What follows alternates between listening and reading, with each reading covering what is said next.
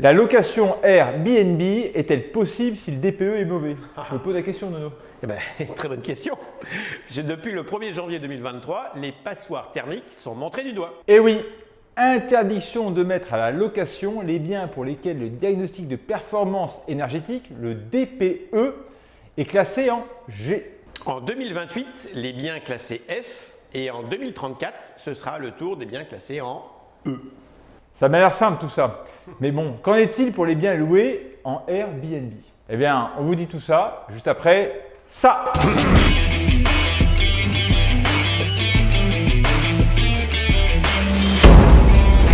Salut, je suis Jean-Jérôme. Et moi, Arnaud.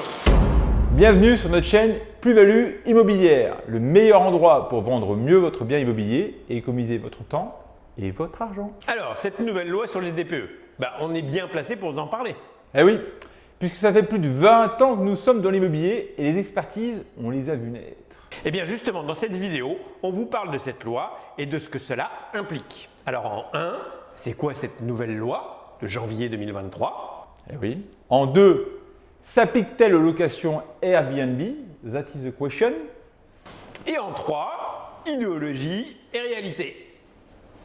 Et restez bien jusqu'à la fin car on vous donne une nouvelle expertise à réaliser en cas de vente qui arrive bientôt sur le marché, qui est déjà arrivée. Alors en 1, c'est quoi cette nouvelle loi de janvier 2023? Bah oui, depuis le temps qu'on en parle, on va peut-être le dire. Allons-y. Alors, eh bien, c'est tout simplement l'interdiction de mettre en location les biens pour lesquels le diagnostic de performance énergétique, donc le DPE, est classé en G. C'est-à-dire une consommation supérieure à 450 kW par mètre carré exactement.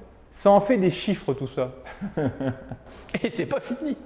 Alors pour les baux qui sont en cours, c'est-à-dire avec un locataire en place et qui sont classés G, vous avez jusqu'en 2025 pour obtenir un meilleur classement.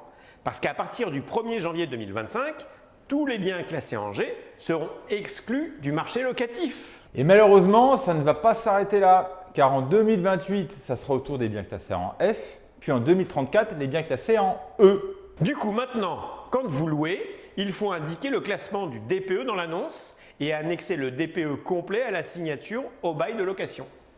Ouais, de plus en plus simple ces locations et bien sûr de moins en moins de paperasse. C'est ce que je veux dire. Alors en 2, qu'en est-il pour les locations Airbnb? Est-ce que tu en sais quelque chose, Arnaud? Bien sûr, bien sûr. Donc à l'origine, cette interdiction ne devait s'appliquer qu'aux baux d'habitation, en excluant tout ce qui est location saisonnière ou touristique. Mais pour éviter que les propriétaires ne contournent la loi en basculant leurs biens sur des locations type Airbnb et d'avoir à faire ces travaux. Eh oui, la loi va donc s'appliquer à tous les biens locatifs. Il y a du lobbying dans l'air, je sens. Bon, pourquoi tu dis ça? Comme ça. À ma petite expérience, quand je vois les biens loués en Airbnb, je les trouve majoritairement cocooning et j'ai plutôt l'impression que les propriétaires, en règle générale, ont tendance à bien rénover l'appartement. Ouais. Et ça aurait pu être une bonne façon justement d'aller dans ce sens-là et d'avoir des appartements un peu moins énergivores. C'est sur Airbnb, tu le vois vite, hein, ton appartement il est dégueu. On est vite noté, hein, c'est ça? Ouais. Bon, dans tous les cas, aujourd'hui, pour pouvoir continuer à louer les biens anciens, les propriétaires vont devoir engager les travaux de rénovation énergétique nécessaires. Oui, enfin à condition qu'ils puissent le faire, si tu vois ce que je veux dire. Et très bonne transition, puisque en 3, quand idéologie fait face à la réalité. C'est beau ça. Oui, parce que l'idée elle est belle sur le papier, mais aujourd'hui en tant qu'agent immobilier, on est confronté à la réalité du terrain. Et la complexité est réelle pour pouvoir réaliser ces travaux et notamment pour les appartements qui sont en plein centre-ville. T'emballes pas, Arnaud. Bon, en fait, les solutions énergétiques viennent principalement de l'isolation externe ou interne, c'est-à-dire intérieure, et du mode de chauffage. Bon, pour le moment, c'est compliqué, voire impossible en centre-ville de toucher aux façades. Les ABF sont là pour vous le rappeler. Eh oui, bâtiment de France. Et pas question de gâcher une façade typique style brique forêt égalée pour une ville comme Toulouse, par exemple. Au hasard.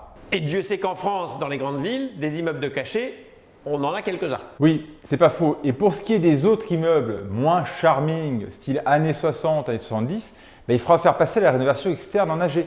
Ça peut prendre du temps, enfin ça prendra du temps, on peut le compter en années.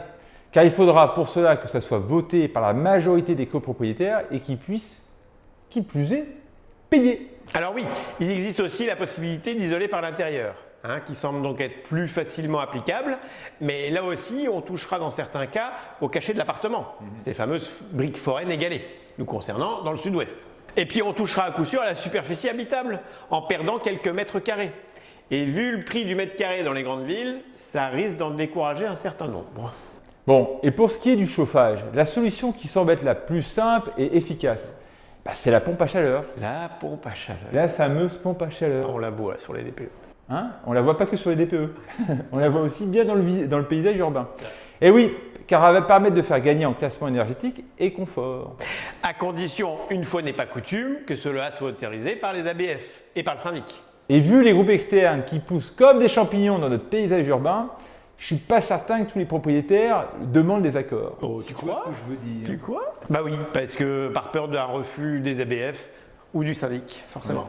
Bon, en toute transparence. Oui, sois transparent, Gigi. C'est important. Je sens que tu l'as répété celle-là. Bon, cette climatisation ne serait-elle pas une hérésie en matière d'écologie? Parce que oui, certes, c'est moins énergivore pour chauffer, mais on en parle là pour refroidir l'été?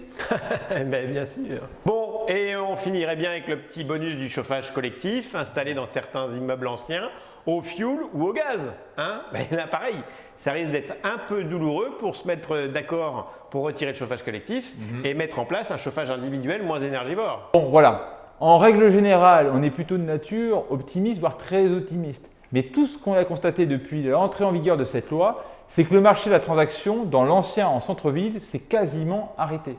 Alors certes, le contexte économique n'aide pas. Ouais. Mais est-ce que c'était vraiment le moment opportun de sortir cette loi pour plomber le marché de l'immobilier?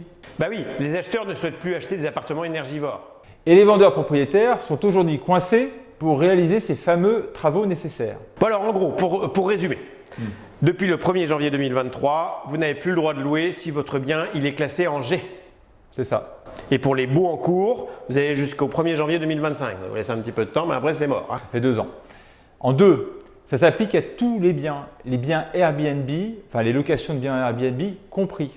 Voilà. Et en 3, eh bien en fait on se rend compte que l'idéologie sur le papier c'est super, par contre c'est aujourd'hui inapplicable, irréalisable en hypercentre. Enfin, en tout cas pour les biens, pour les appartements en hypercentre, et c'est lourd, compliqué pour le reste. Bon, et alors le cadeau bonus, c'est quoi, Gilles? Bon voilà, donc en plus de l'expertise habituelle, vient s'ajouter l'audit énergétique qui est obligatoire depuis 2023 pour les logements classés en F ou G. Et ça, Il y a encore un petit document. en plus, oui, ça fait que s'ajouter. Et elle sera en 2025 pour les logements classés en E. Voilà, ça continue. Et dans le monde idéal du gouvernement, sachez qu'il est prévu que tous les logements soient en DPE A ou B en 2050. Bienvenue dans le monde de oui oui. Bon voilà, t'as raison Arnaud. Dans l'idée, c'est top, mais en pratique, affaire à suivre. Et il me tarde de voir ça quand je serai à la retraite, avec mon petit café et sans doute les 70 ans passés. Vous en savez un peu plus sur les DPE et les prévisions à venir. Voilà. Allez, pensez à vous abonner, activez la petite cloche si vous souhaitez être alerté des prochaines vidéos. Et pour les prochaines, Oui, si vous souhaitez des thèmes spécifiques ou en particulier, dites-nous dans les commentaires, on s'y mettra. voilà. Allez, sur ce, on vous dit à ciao. Ciao.